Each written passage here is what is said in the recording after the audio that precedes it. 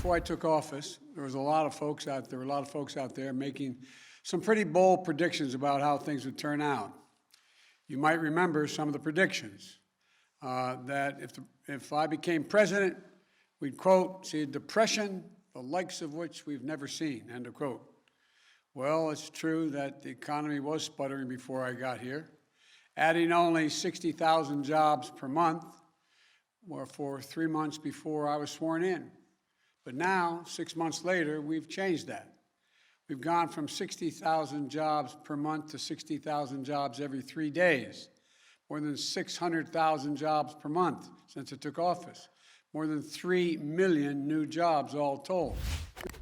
Another prediction, that is my favorite one, I must add, is that if I got elected, I'd bring the end to capitalism. I never understood that one, but we've heard an awful lot. Well, in 6 months into my administration, the U.S. economy has experienced the highest economic growth rate in nearly 40 years. And we know we knew that we needed to launch a wartime effort to get America vaccinated and pass a powerful American Rescue Plan. We did both those things. And now the forecasters have doubled their projections for growth this year in the economy to 7% or higher. In fact, the U.S. is the only developed country in the world where growth projections today are stronger than they were before the pandemic hit. Folks, it turns out capitalism is alive and very well. We're making serious progress to ensure that it works the way it's supposed to work, for the good of the American people. So for all those predictions of doom and gloom 6 months in, here's where we stand. Record growth, record job creation, workers getting hard-earned breaks.